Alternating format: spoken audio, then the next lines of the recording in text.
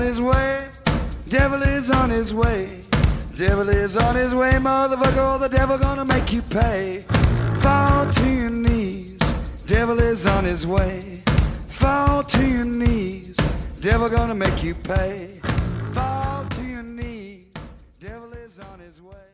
Motherfucker, he's on his... Mountain Murders is an Appalachian true crime podcast.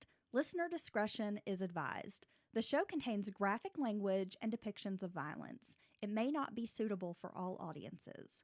We say fuck a lot. Hey guys, welcome back to Mountain Murders. I'm Heather. And I'm Dylan. Dylan, you're feeling a bit under the weather today. Yes, I feel poor, Unfortunately. as they say. Like poor in the pocket, like bank account wise? Or... No, poor in my health.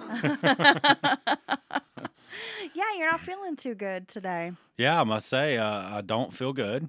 And I've been just kind of lackadaisical. We're Is so that a country. word? We don't feel good. Don't feel good? Don't feel well today. Oh, yeah. Feel- Who talks like that? Feeling a little peaked, Yes. as they say. Yes, I am. Yeah, we had some folks asking, did I miss something? Not an episode coming out today? No, apologies. We're just running a little bit late. Yes, but the show must go on. We're running on Dylan time today. It's true. Let's give a shout out to our brand new patrons, Dylan. Yes, today's show is being sponsored by our brand new patrons, Nancy and Heather. Welcome to Thunderdome. Welcome to the Patreon family. Just kidding. We do appreciate those folks who are helping support the show. They join at patreon.com/Mountain Murders Podcast. And not only are they helping support the show, but they access bonus content, ad-free episodes, link to our Discord chat. Oh, yes. There's a lot of cool stuff happening. Love to get to know people in our Discord chat. I feel like I'm very today, and I apologize for that. All month long, August, we have been taking some suggestions as far as cases go from our true crime families, and we have more interesting cases today, Dylan. Actually, we're going to do 2 cases that have been recommended to us. Ooh. Are you ready to get into it? No lollygagging. Let's just jump right in. No banter. Let's just get straight to the trash. Yes, yes. Okay. All right. Newport, Tennessee, area you are familiar with, Oh, yeah. is located in Cott County, situated along the Pigeon River in an area where the foothills of the Great Smokies boundary passes some 15 miles. It is located 18 miles from the North Carolina border, a small town with around 6,000 residents. Newport has a rich history, including the Great Indian Warpath, where the Cherokee hunting grounds cross the Pigeon River. The area saw its fair share of fighting during both the American Revolution and the Civil War. Moonshine was a popular way to make money, as distillers found an easy market in Newport. Distillers found the remote Appalachian hollers and thick forests perfect for hiding the illegal stills during Prohibition. We are familiar with Cott County. We recently, so not too far off in the past, covered the Aaron Smith murder, which also took place in this area. Yeah, I remember that one. Yeah, so that wasn't too long ago. It was kind of at the beginning of summer. Megan Nicole Maxwell was born March 24th, 1990, to parents Lisa and Steve. She had one sister, Stephanie. Now, Megan grew up in Newport, Tennessee, and attended Cott County High School. When her parents divorced, Megan went to live with her mother in Morristown, Tennessee, then Indiana for a period. At some point, as a teen, she dropped out of high school, deciding to move back to Newport, where she lived with her grandmother, Judy O'Neill. The bright-eyed beauty had recently finished her GED and looked forward to starting a life in Nashville, Tennessee, where she planned to study cosmetology and was known to change her hair color quite frequently. Oh, that's kind of like you. I was going to say, who does that sound like? Megan and I are kindred spirits in that way. Yes, you are. I know, you never know what color you're going to come home to, right? It's true. It's like you leave your wife a blonde and come home and she's got purple hair. Yeah, or she's got purple hair when I leave, and I come home and she's got orange hair. Exactly. Or green. Or yellow. Megan was a typical teenager, Dylan. She enjoyed hanging out with her friends, especially her lifelong best friend, whom she had met in the 1st grade. So we're talking 13 years of friendship. Well, it's nice to have that friend that you met in, or very early on in school and you're still around each other and still friends. Holly Lane described Megan as a goofball who went out of her way to make others laugh. She compared Megan to Jim Carrey. Oh, Probably a lot of the goofy physical types of comedy. yeah, that really Just over silly, over the top, Yeah, lots of faces. dramatic. Yeah, exactly. Growing up, Holly and Megan had relished long summer days at the swimming pool, and later, this is so funny, Dylan, they made videos of a fake cooking show Wow. where they showcased their skills making ramen noodles and grilled cheeses, That sounds like a lot of fun. but would pretend they were like doing this gourmet cook show, but it was just ramen and grilled cheese. Yeah, so they'd act like they're Julia Childs making ramen and grilled cheese. Yeah. Okay. I thought that was so funny. Holly and Megan were so close, in fact, they planned to move to Nashville together, as Holly had been accepted into a university there.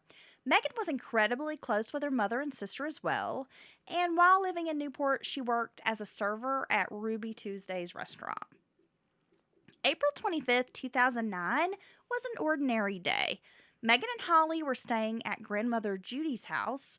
Lisa, Megan's mother, phoned early in the day to remind Megan of a family cookout. She congratulated her daughter on the hard work she'd put into finishing her GED and told her she was very proud of Megan. Holly and Megan then drove around town, ending up at the Walmart parking lot, where a lot of young people would hang out. Now listen, if you're not from a small town, you may be thinking like, what the hell? But we're from a small town. A lot of our listeners are from small towns. Hanging out at the Walmart parking lot is like a thing. Well, just any parking lot. Exactly. You know, it's going to be the place all the kids kind of, muster. They all get together and then maybe decide whose house to go hang out at or what kind of little trouble they can get into. We used to have, we still have it in town, but the plaza, and that was where people went to hang out. It was just a big parking lot, and people would cruise the plaza, right? The plaza. So you had to go like on Friday, Saturday night, like make the scene by driving around in a circle at the plaza at least once or twice.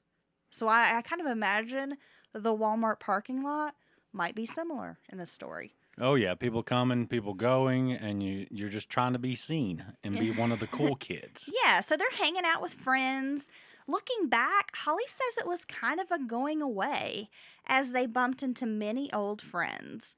In the early morning hours of Sunday around 4:30 a.m., law enforcement was dispatched to Steve Maxwell's house on Mineral Street because of a disturbance. A female was placed into custody at that time. It was around the same time that officers were leaving. Megan arrives at her father's house driving a red 2001 Mitsubishi Eclipse. Ooh. Oh, my God. Those were like cool cars, right? Dude, if somebody had an Eclipse or I don't know, maybe there's one called a Spider, two Mitsubishi Yes. Spider, man, you were like the coolest person ever. Right. That was one of the hot cars back when we were young. When I got out of boot camp and was first at the A school training, my good friend, of course we called everybody by their last name, my good friend Irks went out and bought a brand new Mitsubishi Eclipse. And we were all like, holy shit. And we would drive around because we were in Maryland. So we would like drive around in this cool ass Mitsubishi Eclipse. Like we really thought we were something. It might as well be like a Porsche or something. You know what I mean? I mean, just people be like, oh my God, look at that car. Yeah. So I'm sure Megan turned a lot of heads because she was a very pretty girl, always dolled up, driving around in this hot ass little sports car. I'm sure people noticed her. Flashy red, right? Right. When she'd heard there was this problem at her dad's house, she wanted to make sure everything was all right. Earlier, an acquaintance of her father, a man named Jeff Stock, had a vehicle towed, and I'm unclear. In some reports, it stated that the car belonged to Steve Maxwell and that it had been towed, and other reports stated it belonged to Jeff Stock and that it had been towed from Steve's house. So either way, there was a vehicle there. It was towed away. Yes. I'm not sure whose vehicle it was. Right. And apparently this had kind of maybe launched into this domestic disturbance type of thing that was going on. Oh, okay. Right. And again, I'm not really sure the details. There was a female arrested. There was a vehicle towed. but as Dylan would say, irregardless, which is my pet peeve. Without regard. Regardless. Yeah, so something's going on at her dad's house. She's not Yes. quite sure what's happening. But she wants to go make sure everything's okay. Yeah, and I think that's a She's natural. worried. She's like, is everything cool? And while she's there, she meets this guy, Jeff Stock, which he was not unknown to her. He was like an acquaintance of her dad. So she'd met him a couple of times before. He had been belligerent towards law enforcement during their call to this disturbance. He and Megan crossed paths briefly. Now, when Megan realized the situation at her father's house was under control, she phoned Holly, her best friend, to say she was heading home to Judy's soon. She was finishing up a cigarette. The call ended, and a tired Holly drifted off to sleep because, again, this is like 4:30 in the morning. Wow, that's really late. Or really early. Yeah. I mean, that's most people don't stay up till that time, even if you're a night owl. You know what I mean? Some of us do. Well, us shift workers know all about it. A few hours later, Judy O'Neill awakened Holly to ask, "Where's Megan?" Realizing Megan had not made it home, Holly attempted to call her best friend with no luck. Holly then sent out a mass text message to all of their friends asking if anyone had seen or spoken with Megan.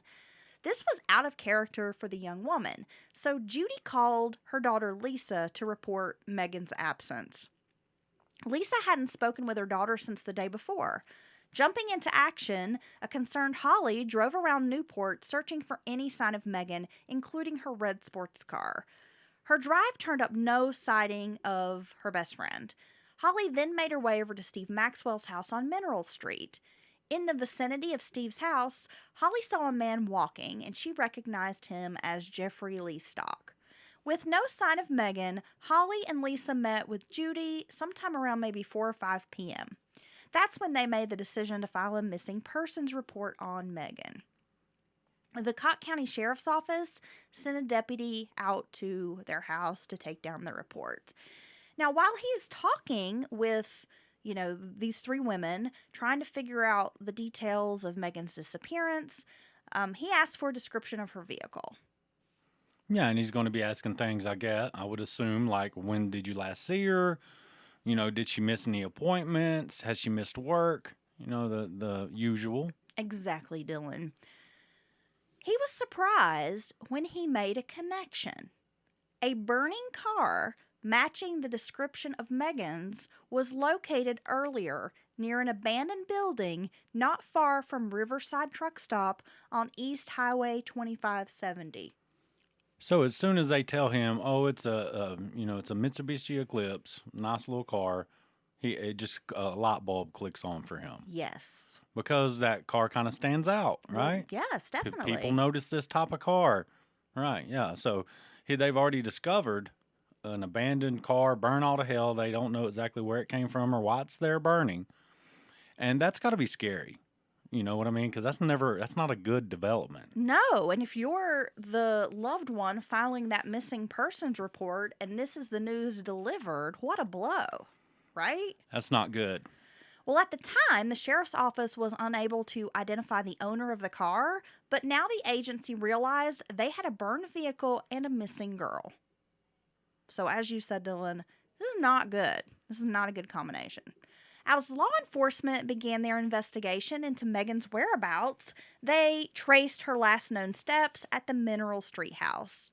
When investigators learned that Jeff Stock had been there, he became a person of interest. When police tracked him down, they realized he was in violation of probation, as he was a registered sex offender who had not updated his address.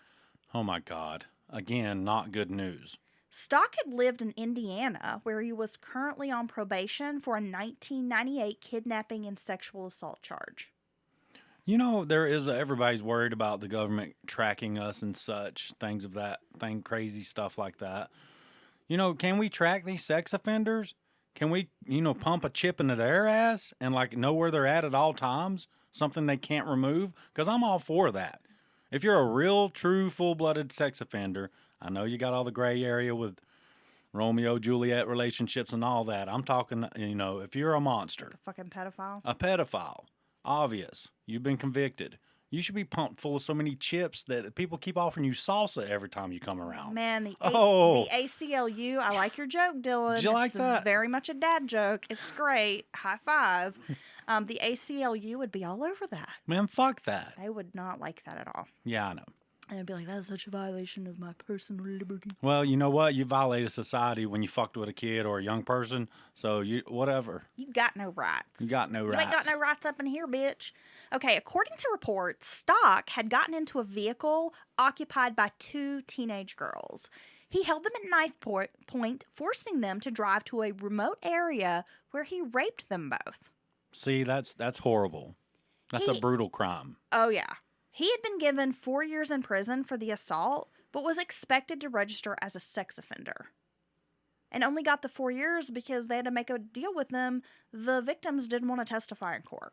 Well, I mean, that's the victim's right, and certainly I understand not wanting to hash all that out in open court. And so at least they got a 4-year charge on him, I guess. But that's just horrible, dude. There should, even without the victim's testimony, they should be able to give him more time. That's a brutal. You're kidnapping them And assaulting them, holding them at knife point. yeah, threatening their life. There's so many parts of that. Oh my God. Well, because his case had garnered media attention in Indiana, where he was from, Stock went to Tennessee in April of 2008. He didn't officially change his residence until October of 2008, but failed to register as a sex offender. Stock was placed into custody immediately, but was released 2 days later on April 29th, 2009. At the time, Stock was known to law enforcement in East Tennessee as he'd had several run-ins. So let's be honest, Dylan, the guy is a shitbird. He's a shitbird. Caw-caw. Yeah, he's definitely just flying around, shitting on everybody's life. Nobody wants him around because he's a shitbird. That's what a shitbird sounds like. It's like, caw-caw. Right? Yeah. Shitbird. What's the call of the shitbird? Law enforcement did searches of the Pigeon River, hoping to find Megan. For 19 months, Megan's family and friends waited. 19 months. Yeah, I don't know what to say. It's so horrible when someone's just missing. You don't know all the details. You always I'm sure you always hold out that hope that they're found alive. But at the same time, they found her car burned up. This Jeff Stock guy's, being connected to it. He sounds like a horrible, monster of a person. And so I don't know. I don't even know how you wait around for all that time for news. There were no advances in the investigation. The case had gone cold. Megan's family held out hope that she would return home safely, but each passing day was a painful reminder that Megan was missing. Over the course of 19 months, her family tried to keep Megan's case in the public eye by hosting candlelight vigils and balloon releases. There was no movement in Megan's case until November 4th, 2010. A dreary, rainy Thursday in a rural area known as Long Creek, it's like the Long Creek community, on Ponderosa Road, a man was walking his dog when he stumbled upon human remains. Cott County Sheriff's Office, along with the Tennessee Bureau of Investigation and the University of Tennessee's Anthropology Department, processed the crime scene. The prestigious, renowned UT Anthropology Department handled the remains, which consisted of only bones. A few clothing items were found near the skeletal remains, including a pair of blue jeans that belonged to Holly Lane. So, a man walking his dog finds a body almost as often as joggers and hunters. Yes. Right? So there's your top 3 categories of Dog walkers. People who discover human Hikers. remains. And joggers. God, that'd be crazy. Oh, and and the other one I would say would be like like the Department of Transportation workers, road crews. Okay. They're probably number 4. You think so? Because they seem to find a lot of bodies discarded, like off the highways and stuff. Yeah. And in culverts. How would you deal with that? I don't know if coming upon human remains. I don't know if that's something you'd ever really get over. Honestly, I think it would be better, I'm not being mean, if it was bones compared to a whole body. Yeah. Right? Because decomposition is not friendly. Yeah, especially when it's in the heavy Yeah. stages Yeah. after Yeah. about a week or two. Okay, so the Yeah. anthropology department at UT has recovered all the remains. They found her jeans, which is could be an important piece of evidence. Well, these jeans belong to her best friend. Belong to her best friend. And Holly was like, she was wearing my jeans the day she went missing, and those were her jeans, Okay. right? So, yeah, this could be crucial pieces of evidence. Megan's remains were located about 5 miles from where her burning car had been dumped nearly 2 years before. When the remains were identified as Megan Maxwell's, her family was imaginably devastated. That's when it really hit. There was no hope. Megan was gone forever. Because up until that point, they had all really held on to this idea that they would find her alive. Yeah, I mean, that's just human nature, I think, when you don't have all the answers and you hope against all hope that maybe, just maybe. But, I mean, after a while, you know, it's got to be tough. It's really heartbreaking. It is. For her, like her poor mom, her grandmother, her best friend. She was laid to rest on November 21st, 2010. Law enforcement had narrowed down a window from the time Megan had phoned her best friend Holly until an officer found her car in flames. 90 minutes. So there was only a 90-minute window. So something happened in the 90 minutes between her talking to her friend and her car being discovered on fire. Calling her friend saying, I'm going to finish the cigarette, I'm heading home. And then 90 minutes later, her car was found burning. Oh, my God. Dylan, let's pause for just a moment, hear from our sponsors, and we will be right back. And we are back from our break. How you doing? I'm doing good. Law enforcement had narrowed down a window from that time, and as I mentioned before, is 90 minutes, which is not very long. Like, someone would have to be moving very fast. Well, no, an hour and a half is not very long at all okay, you're not sure exactly when he came into contact with her. You're going to figure it's probably not directly after getting off the phone with her best friend, right? And then assault her, kill her, move her body, dispose of her body, and then take the car and set it on fire. I mean, that's happening very quickly. The investigation into Megan's murder once again focused on one person, Jeffrey Stock. By the time Megan's remains were found, Stock was serving a 72-month sentence in Arizona for the sex offender registry violation. Wow, so he caught 72 months off that? Yes. Nice. As investigators set their sights on him, they learned he had a friend who resided very close to the area where Megan's car had been found burning on Highway 2570. When questioned, Stock's friend first denied any knowledge of the case, the situation. When pressured, the man admitted he had in fact seen Jeffrey Stock on the morning of April 26th. I don't know why. I don't care if you're my friend. I don't care if you're my damn brother. If I think you had something to do with this, then I'm going to put it out there. I don't care. I mean, I honestly would. That people were afraid of this guy, Dylan. Oh, really? Yeah. So he's not only a sexual predator, he's a shipper. He's in and out of trouble. We'll get into what he has tattooed on his knuckles. So he's just a bad person. He's not a good person. And I think people were genuinely afraid that if they came forward, this guy might do something bad to them. Well, he might retaliate. Well, you can't fault someone for feeling like that if they know of this guy. Stock had shown up at his house that morning driving a quote-unquote flashy red new sports car, which was not something Stock owned. Stock was wet and removed his clothing and tossed it into the man's bathroom trash can. I guess he asked if he could have some dry clothes. Stock then asked if he could borrow a gas can from the residence as well as a lighter. Yeah, this is too much. He drove away but returned later on foot. The friend suspected that Stock was impaired and wanted him to leave, didn't want him at the house. So the friend offered to drive Stock to his father, Terry Stock's house. During the drive, the pair engaged in brief conversation in which Stock allegedly told the man, quote, "My life is over."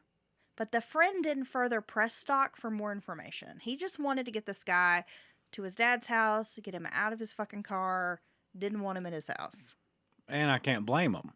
Just, he didn't want to have anything to do with He him. won't no part of him or anything he's into. Exactly. Video surveillance from the day of Megan's disappearance. Sorry about that, guys. Showed Jeff's father, Terry Stock, driving around Newport, which investigators were able to piece together that he had actually helped his son cover up Megan's murder. Yeah. Okay.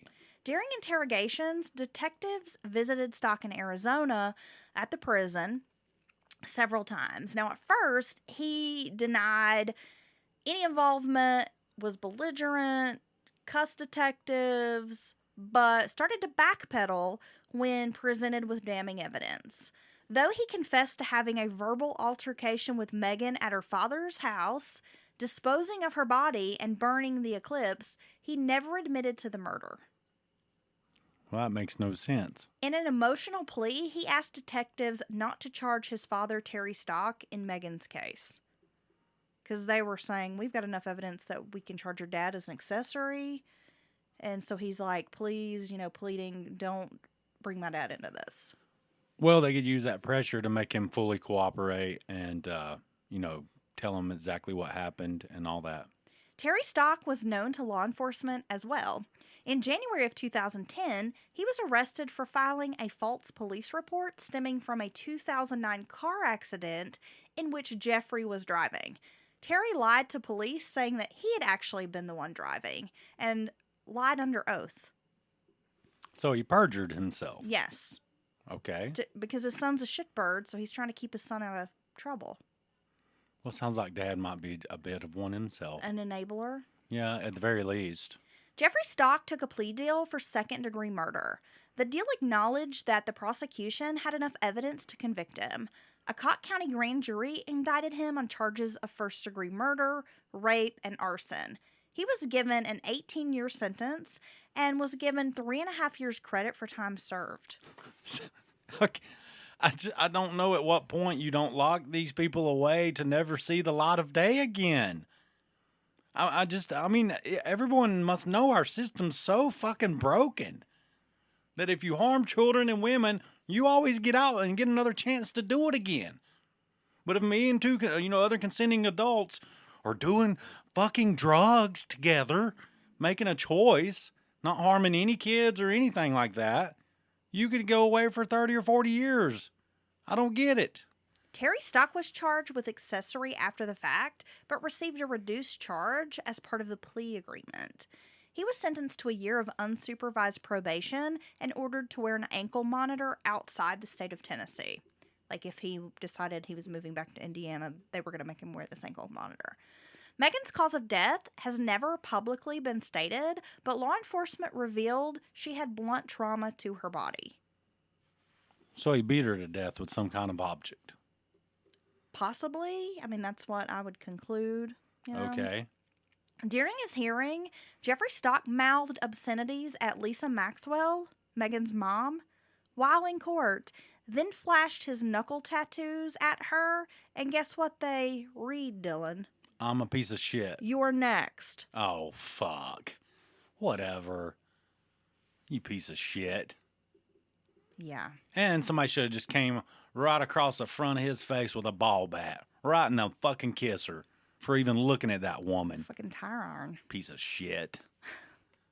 I mean, come on. Yeah. It's very shocking to me that this man only got the 18 years in prison. Yeah. And how many times? And there was other. He brutally snuffed out this young woman's life, burned her car. Tortured her. And who knows what he did to her. Beforehand. Dumps her like fucking trash on the side, on the side of the road, basically. And leaves her family all this time wondering what happened to her. Yeah. And you're just going to give the guy 18 years? He gets 18 years, 3.5 years, credited for time served. So now we're down below 15. So in anywhere from 10 to 12, this dude could be looking at getting out. He's a parole. fucking predator. I mean, he already kidnapped and raped 2 young women, held them at knife point, and then he murders a young woman. I mean, this man is clearly a danger to society. And he'll do it again. He will do it again. No doubt in my mind. Exactly. Yeah. This is a very disturbing story, one that I had not heard before. I was not familiar with this case. Wow. So thank you for recommending it. It was one of our patrons that sent us this case. Was that Mr. Eric? No. Oh. You're wrong, Dylan. Ah. You should not assume things. You know what they say about assumptions. Yeah, and they say it's, yeah. It makes an ass out of you and me. Oh, to God. assume. Don't you say that You're dumb shit. always an ass, so there's that. And you know what else they say about assumations? Dylan, we have another case. It's from the state of Virginia. This one is. Are you ready? Yes, I'm pissed. Yeah, I know. I got my blood boiling. Boiling. People that harm, I think people know this, but the people that harm women and fucking children, it's a special kind of depravity, and our society lets them in, it lets them out over and over and over again to harm and torture and scare and kill and molest more fucking children and women. Where's Dexter when you need him? Oh my God. Okay, so now we're in Virginia. Yep. All right, let's do it. This is also a case that was suggested. Are you ready for the story, Dylan? Yeah, I'm trying to get myself together over here. Okay. I'm ready. Teresa Wilson was born April 26, 1969 in Southern Virginia. Her parents were textile workers at a plant in Danville, which is in Pittsylvania County. The family was working class but often struggled to make ends meet. Growing up in poverty isn't the worst experience a person can have, yet it definitely makes life a lot harder, as we know. With little resources and in a rural area, church was one of the few social outlets for the young woman, and as a result, she participated in a lot of church activities like singing in the choir. Teresa struggled with academics, and it was determined that her IQ was 72. And when you look at intelligence scales, that falls well below average. Though some might consider this a dubious point, Teresa would scrape by with a lot of menial jobs, which she could barely hold down. But she was still trying. One might say Teresa, like a lot of young people, was in a hurry to grow up. When she met a church-going man at the age of 16, Teresa decided to drop out of high school and get married. It was what some might refer to as a shotgun wedding. So it happened fast and kind of out of nowhere. And with her first husband, a daughter was soon born after in 1984, and she named the little girl Christy Lynn Bean. Teresa's first marriage didn't last for very long. Soon after Christy was born, Teresa found herself divorced with no means of supporting herself or the child. It didn't take long for Teresa to turn to drugs such as painkillers and alcohol. Relatives noticed the unstable home life in which Christy was being raised, and some even viewed Teresa as, quote, not right. That's what her mother-in-law said about her. Yeah, I feel bad for her. You know, she has this, it seems like everything's stacked against her. You know what I mean? She don't have a chance to make it, you know? And she was still trying to, do the right thing and hold jobs down. And now, and she's despairing and is in this really bad situation, and doesn't sound like she has any support. And there could have been people trying, and she just didn't want to listen. So I'm not gonna, talk bad of others, but it's like she can't win. It's like a no-win situation. After years without steady employment, in 2000, Teresa began working at the Dan River textile mill where her parents had been employed. It was solid work, even if low-paying. She turned fiber into yarn. It was there that Teresa met a widower named Julian Clifton Jr., who happened to be her supervisor. Clifton had 3 children, Jason, Charles, and Kathy. After a period of 3 months, Teresa and Christy moved in with Julian. It seemed like a whirlwind, as the pair had not known each other that long, and then suddenly they got married. Well, I hope this works out for her. I hope this improves her life. With a household to run, see, you're going to be really surprised by this story, Dylan. Really? With a household to run, Teresa quit her job at the mill to stay home full time. The relationship was seemingly fine, but only after a year of marriage, a tragedy struck the family. Jason Lewis, her 27-year-old stepson, who was in the U.S. Navy, was killed in an automobile accident. Julian was devastated by the loss of his son, as any parent would be. Since Jason had been in the military, he had a $200,000 life insurance policy. The money, though no consolation for losing his child, went to Julian. The grieving father put the money toward purchasing 5 acres of land along with a manufactured home in Pittsylvania County. It was in August of 2002, Teresa and Julian's son Charles, who was in the U.S. Army Reserve, was preparing for deployment in Iraq. Along with coalition forces, the U.S. invaded Iraq in 2003 in an effort to overthrow dictator Saddam Hussein. The invasion was part of George W. Bush's War on Terror following the September 11th attacks, despite no connection to Iraq. I had to throw that in there. As Charles was planning for his time overseas, he purchased a $250,000 life insurance policy available to service members. He named Julian as the primary beneficiary and his stepmother Teresa as the secondary. Reportedly, Teresa had a good relationship with her stepchildren, so it seemed like a no-brainer that her stepson would list her as a beneficiary.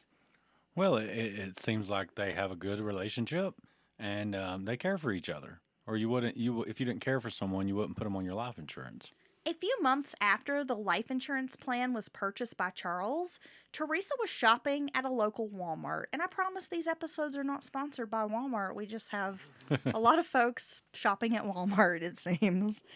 So she's shopping at the local Walmart when she meets 2 men, 21-year-old Matthew Schallenberger and 19-year-old Rodney Fuller. There was an attraction among the woman and Schallenberger, though Teresa was over a decade older. Ooh, saucy. Over the course of the next few weeks, Teresa began meeting the young man for sex. Well, I should say young men. What? Because she starts having sex with both Schallenberger and Fuller. What is Teresa doing? Including putting on a lingerie show for them. Do you think she's being manipulated in this situation? Or do you think this is something she wants to do and she's doing it? That's a good question, Dylan. You should tuck that back in your brain and hold on to it. Okay. She had sex with both of the men, Schallenberger and Fuller, even meeting up with them in a parking lot. Teresa brought her 16-year-old daughter Christy along, encouraging the girl to have sex with Rodney Fuller in one car while she had sex with Schallenberger in another. Damn, bro. This her stepdaughter? This is her daughter. Her daughter. Biological daughter. That's her first child she had. Yes. Christy Lynn. Christy, yes. Oh my God. So you're okay, continue. I don't know what to say. About a month after the sexual affairs began, Teresa concocted a plan with Schallenberger to murder her husband Julian. Dude, this is taking a turn I did not expect. I know. I could tell from the way you were reacting in the beginning of the story that you thought Teresa was going to be the murder victim. I did, I must admit. Well, I gotcha. Just sucker punch you right in the face. There was plenty to profit from his death. In October of 2002, Charles had come home for a visit from Army training in Maryland. On October 23rd of 2002, Teresa withdrew $1,200 from the bank with intentions of giving it to her 2 young lovers. She wanted the men to purchase guns and ammunition with it. The plan was for the men to kill Julian Lewis and Charles for the insurance money. Teresa had given the men a detailed route of Julian's trip to work and home with times. He never fails to go this specific route. Dude, this is so messed up because she's got to kill 2 people to get the insurance money because she's not the primary beneficiary. The plan consisted of the 2 men shooting Julian on the road and staging it to look like it was some kind of a robbery. However, plans were thwarted when another vehicle happened to be passing by and they missed their opportunity. With a witness, the two couldn't carry out the execution. With this, Teresa and the two men went back to the drawing board, eventually coming up with a second murder plot. Their grand plan was to murder Julian, and when CJ, Charles Jr. or whatever, returned to Virginia for the funeral, they would kill him as well. When Teresa learned that Charles was visiting from his training, the weekend before, or it was like just a few days before Halloween, he was going to be in town October 29th and 30th, the plot evolved once again. This time, the hired killers would take both father and son out at the same time. Okay, and I can just tell these are some really smart people. There's some really well-made plans. The night before Halloween, October 30th, Teresa left the back door to the family's mobile home unlocked. Schallenberger and Fuller were able to slip in undetected by everyone. Schallenberger awoke Teresa, telling her to wait in the kitchen. He then found Julian sleeping in the couple's bed, while Fuller made his way into Charles's bedroom with a shotgun. A sleeping Julian was shot several times. Though he lay dying, Teresa entered the bedroom she shared with her husband, removed his wallet from the pants he had been wearing. Charles was shot but didn't die. Fuller then unloaded 2 more rounds in the young man. The two men gathered in the kitchen with Teresa, taking the money out of Julian's wallet. They divided up $300 from the cash he had. They collected the shotgun shells, and the two men departed. Teresa then waited 45 minutes before calling 911. In that time, she phoned at least 2 other people. It was around 3:55 a.m. Teresa placed a call to emergency services. She stated an intruder had entered the home sometime between 3:15 and 3:30, shot her husband and her stepson. She told the 911 operator that her husband had been awake when the assailant entered the bedroom, and Julian had told Teresa to go hide in the bathroom. She claimed to hear 4 or 5 shots fired. Investigators arrive on the scene, and Teresa says her husband is lying on the floor of the master bedroom, and they can find her stepson in his bedroom. Julian was seriously wounded, but surprisingly still alive. He was moaning and saying, "Baby, baby, baby," when investigators found him. Oh my God, he's still alive? Yes. They asked Julian if he knew who shot him, and he made a bombshell statement. He said, quote, "My wife knows who done this to me." Wow. While law enforcement and emergency services were working the scene, a deputy overheard Teresa on the telephone telling someone, quote, "I told CJ about leaving the back door unlocked." So trying to blame the victim. Jesus, what a piece of shit. Teresa maintained that she did not know the killer and it was a stranger home invasion. Julian didn't make it, though. He died a little while after help arrived. So again, if she hadn't waited that 45 minutes, they might have been able to save the man. Well, her intentions were not saving him, obviously. Well, I know that, but that's interesting. So, but he did survive just long enough to kind of, put a little bug in the investigator's ear. And like, who but breaks in and shoots 2 people randomly? You know what I mean? I mean, it's just a stupid plan. right. I mean, the concept of a home invasion, like the movie The Strangers, is so far-fetched. Yes, you might have someone just randomly break in a house, but I would say 99% of the time, It's not random. it's not random. Right. They know you've got money, drugs, someone's told them you have money in the house, guns. The idea of a home invasion is so scary. It is very scary. I saw this video just the other day. This guy, I think it was in England or something like that, according to their accents. And it's like the Ring doorbell. And he's like tapping on the door, talking about his UPS. And they just barely crack the door. Like, what do you, to find out about the package? And that's what's so scary now, because how many of us get packages? And they kind of randomly show up. Sometimes you're not even expecting them, So a lot of us could actually fall prey for this. And they barely crack the door. The guy kicks the door, and here comes like 4 other people from around the corner, and they go into the house. That's fucking scary. That's so scary. It is very that you're just hanging out scary. at home, and all of a sudden there's 4 or 5, armed individuals, kicking your ass, and God knows what else they might do. There's something you might not know about me, Joe Rogan. I'm sorry, I had to channel my Dave Chappelle. Yeah, it totally scares me, and that's why I have like weird little weapons and shit stashed all over the house. You're not going down without a fight. No, no way. And people probably laugh at me when I say that, but I really do have weapons stashed in every room, like multiple places. You're going to stab them with sharp knickknacks. Yeah, We've talked about this before. yeah. I've got like a fucking pipe stuck somewhere. I've got a machete. I've got like a broken leg that was like a wood leg off a table that I have hidden somewhere. Oh, that broken leg's very special. I've got so many things. That broken leg has really good energy in it. Yeah, so I'm like ready to whack a motherfucker in the face with it. Okay, so here she's trying to claim it's just a random home invasion, which even if the husband, the poor victim, hadn't said anything and had been dead when they got there, I don't think they're going to buy this bullshit anyway. No. Because it just doesn't go down like this. It's just so predictable, right? Even if you interrupt a burglar and you come home, they're typically just trying to get away. They want to get away.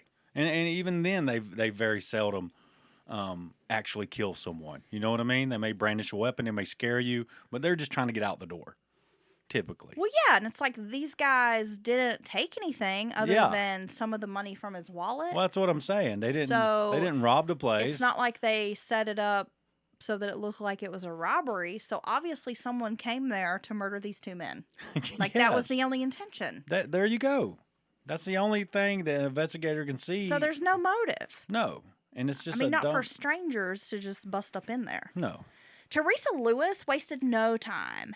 She didn't appear fazed by the murder of her husband and stepson. During an interview with the Pennsylvania Sheriff's Department, Teresa said Julian had physically assaulted her days before the murder, but she didn't have any hand in killing him. Trashing the victim's name when he's not there to defend himself. That is such a disgusting thing to do. Right.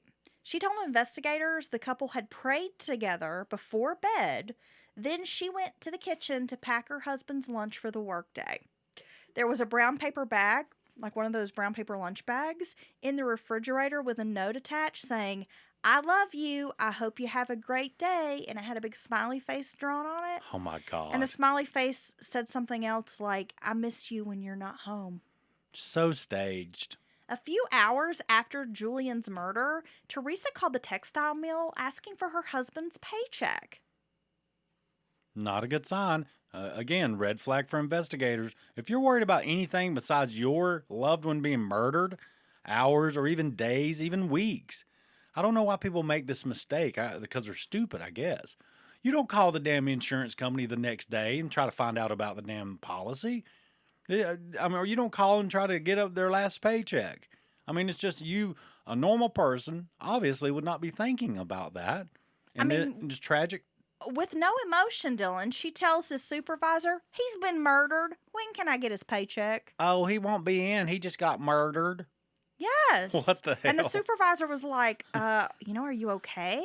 I mean, Oh. she's just like, "He's just been murdered." I'm going to finish up these dishes. Like, yeah, like it's, I just went and took a big shit. I mean, it's like the That's most like you're talking casual about, thing. yeah, filling the car up with washer fluid. I had tacos. Wow. When he told her that the check would be ready around 4 p.m. that evening, Teresa was a no-show. She called once again to ask about picking it up. Law enforcement would later hear from coworkers that Julian never packed his lunch in a brown paper bag, but actually brought a blue and white cooler box every day to work. There you go. And people do not deviate from that, right? They have their bag that they bring all the time, and you can actually tell who's at work by what bags are in the damn break room. Well, exactly, Dylan. I mean, most people have their lunch pail, their lunch box, a cooler box that they take with them, and rarely do they veer from that. And if the coworkers would recognize that Teresa never packs his lunch and leaves notes in his lunchbox. I mean, and I'm not saying she doesn't pack his lunch, but not to this extent that she's portrayed it with, "Hey, I even have this prop of a lunch bag, and look, there's a big note on it." Yeah. I mean, that's not the normal. I mean, situation for It these sounded people. like a prop. It sounded fake. I mean, it's like nobody would ever go about it like that. Like if you did slip a note in there, even if you did take a, a brown paper bag, it'd be you just slip a note. You've done that for me before. I do write you notes. I get my little food out, and there's a little note, and it says from your wife. It's like, fuck you. It's like you're stupid. Yeah. And I'm like, oh, that's how she does. Fuck you, cash at me, bitch. That's how she says I love you. I'm just kidding. That big L, that means love. Yeah, L for love. But you don't tape it on the outside of my damn bag. And No. right. And I mean, it was just so obvious. No, I always put it like so you'd have a little surprise when you open it. Yeah. Like I want that little note to pop out like Samuel L. Jackson. Be like, I love you, motherfucker. So a few days later, Julian's supervisor went to pay respects to Teresa, and she told him her husband had bought her this red sports car days before he was murdered. Now, I don't know if there was an actual sports car in the driveway, or if this was like Teresa's way of preparing people that this is how she was going to spend this money. Now I'm about to get a sports car. Yeah. She shared her plans to sell the mobile home and land. She was going to trade in his vehicle for another. So the entire time that this man is there to pay respects and to check on her and the family, he's a representative from this company where they've both been employed. Julian's been an employee there for years. She's just talking about, well, I'm going to sell this place and I'm buying a new car and I'm trading in his truck. And So she's talking about changing everything and moving on. yes. Okay. Like, not a bit sad. You wouldn't want to hang on to any of that? No crocodile tears, like nothing. Just business as usual, right? I'm going to say she's not that smart. Days after Julian's murder, Teresa tried to cash a forged check from her husband's account for $50,000. But the bank refused because they could tell it was a forgery. It was not his handwriting. And most people don't write a check for $50,000. Investigators were piecing together the reality of what had happened.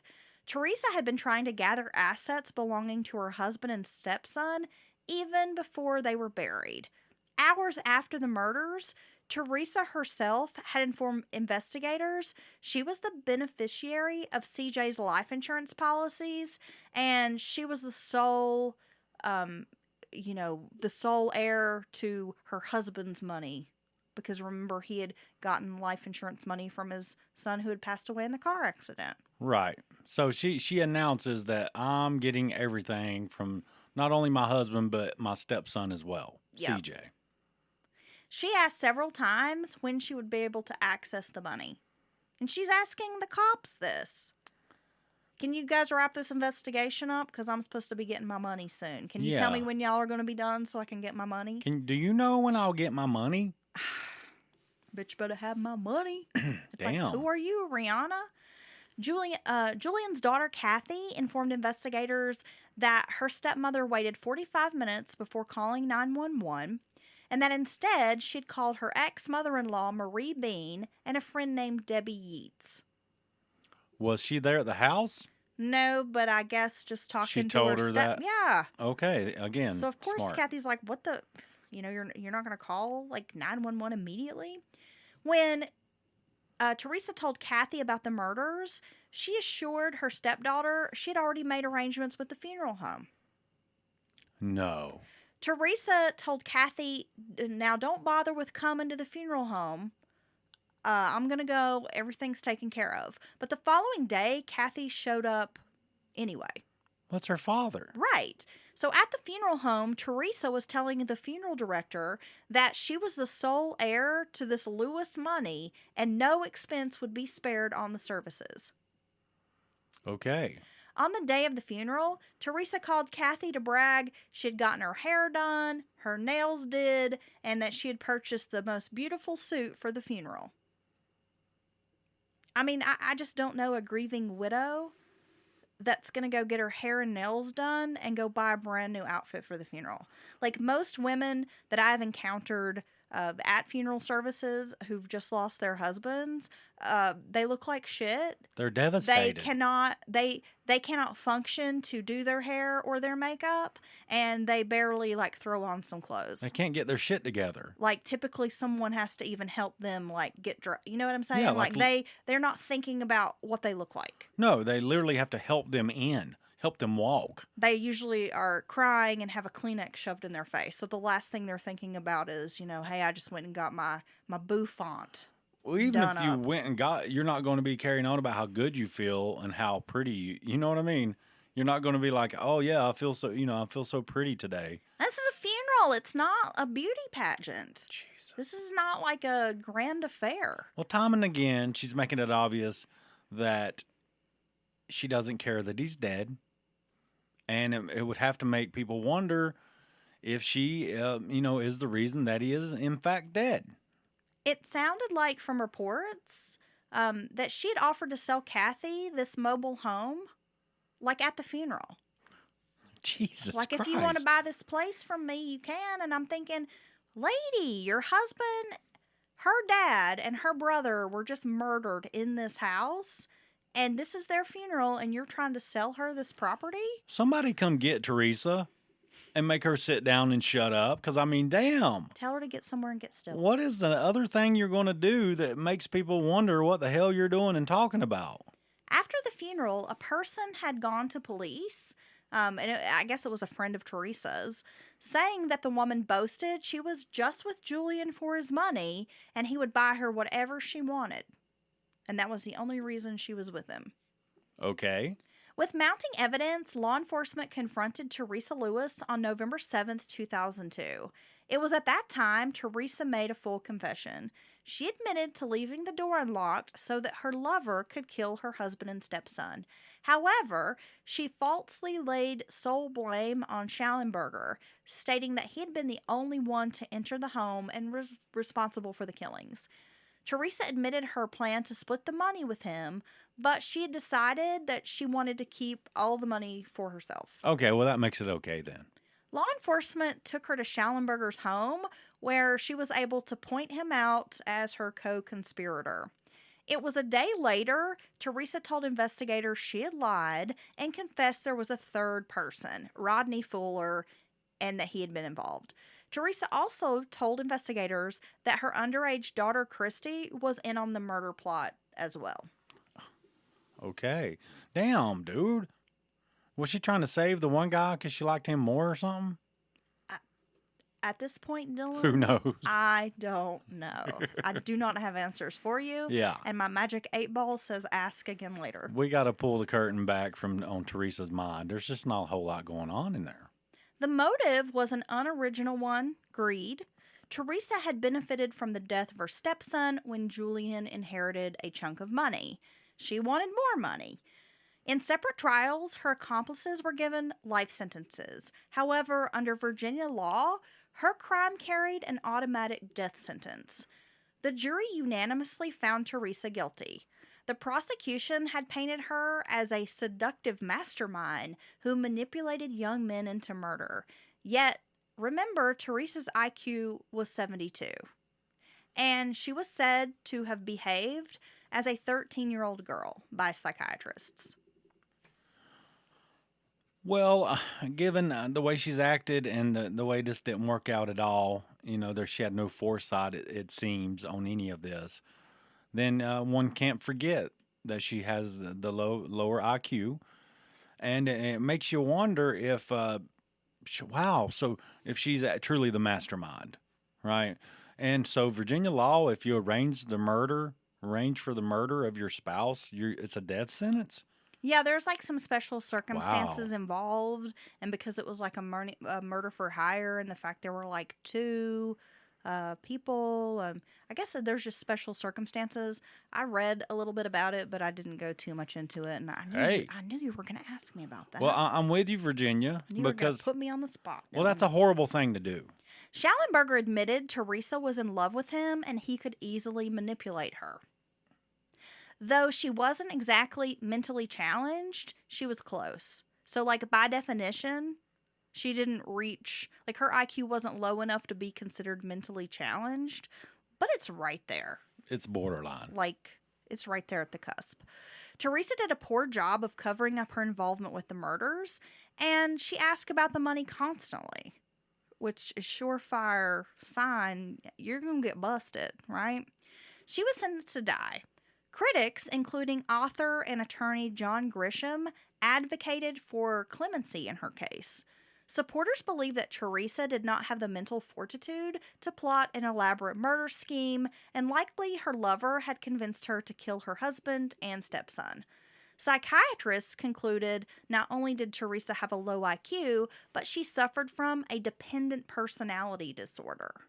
However, detractors felt Teresa had exhibited callous, manipulative, adulterous behavior and had likely contributed to the murders in order to get money. Adulterous behavior? Wow, damn. That shouldn't be getting a death sentence. Well, we're Right. going to get into that, right? So, arguments against Teresa's death penalty were strong. Many felt her case was pure sexism because, like you said, Dylan, an affair did not equate to a murder sentence. But because she was a woman who'd stepped down on her husband, she was treated more harshly than the men who'd pulled the triggers. Wow, that's an interesting law. I'll have to look into that. The presiding judge called Teresa the head of the snake at trial. So, in the court's eyes, it seems obvious they believe that she is the mastermind.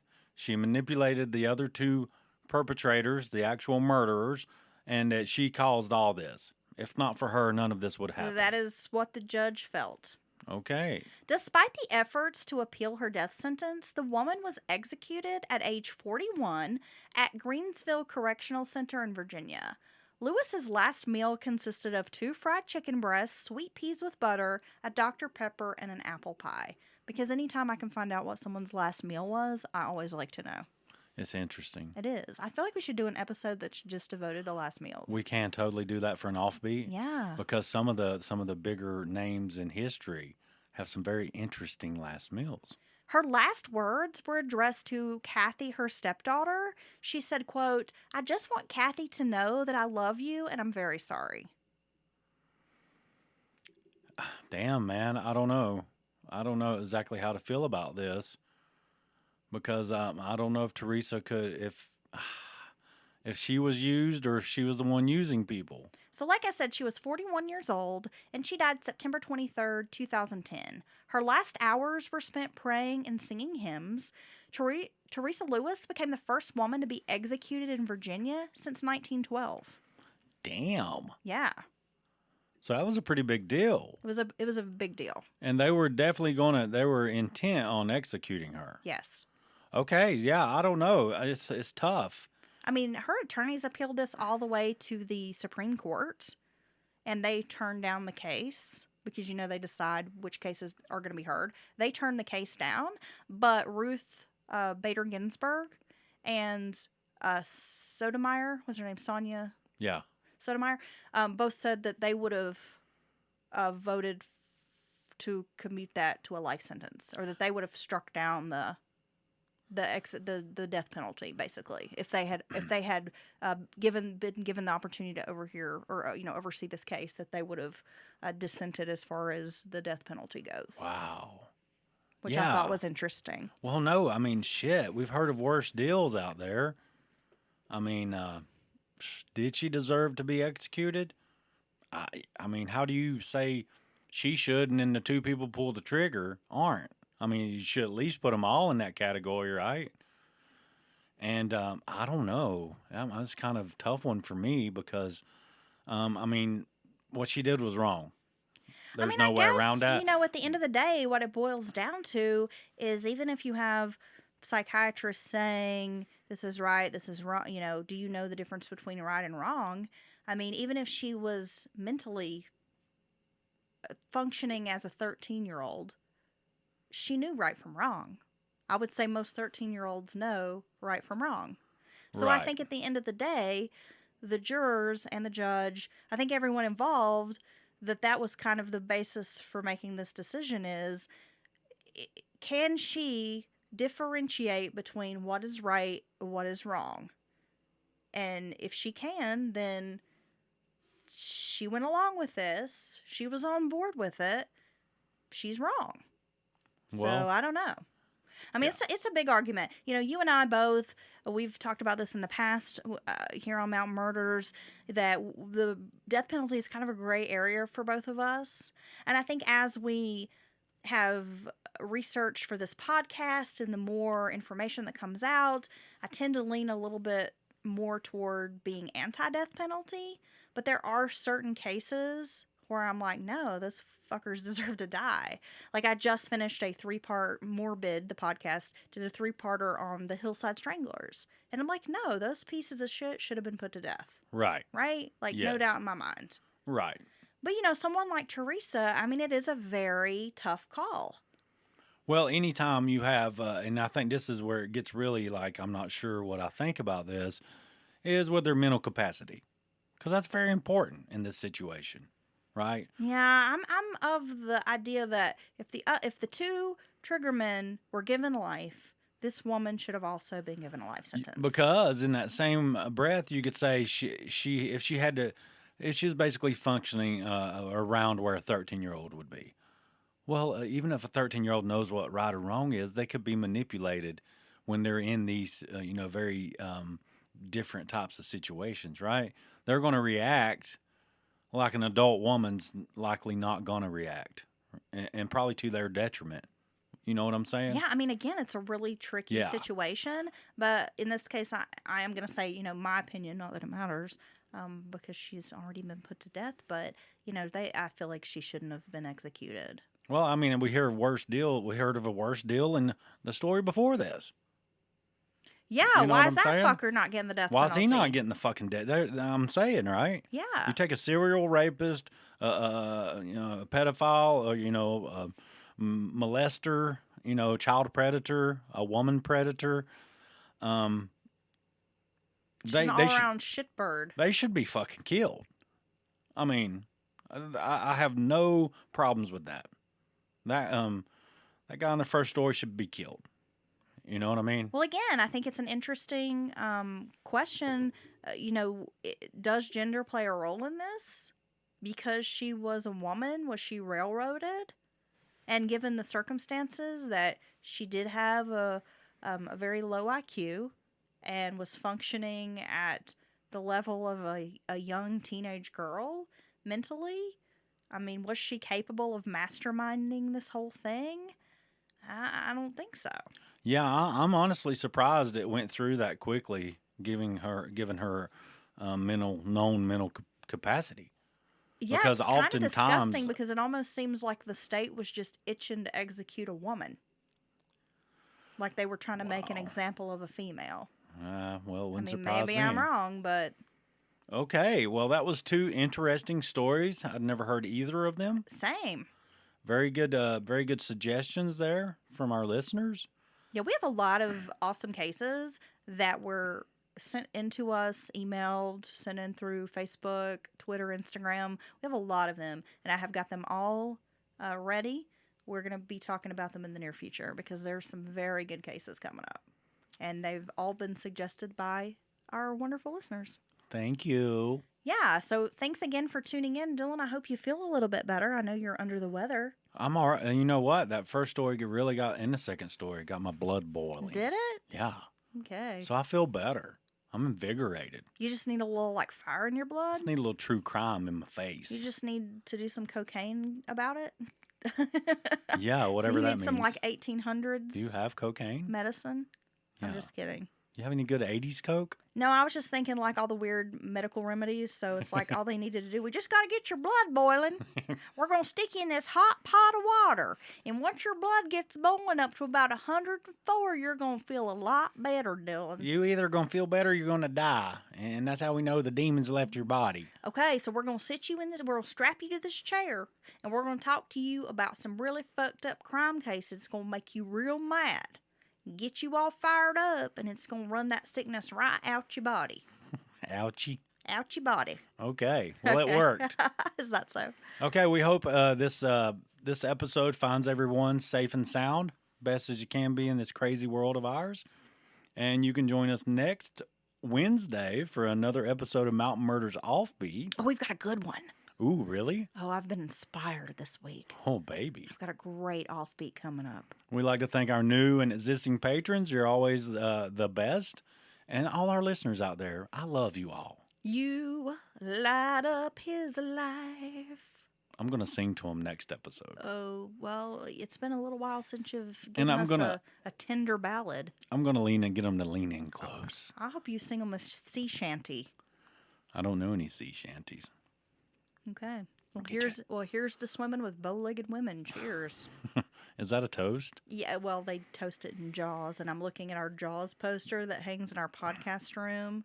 So I was thinking about Quint. You That's how her brain gotta works. crush it like Quint. Okay.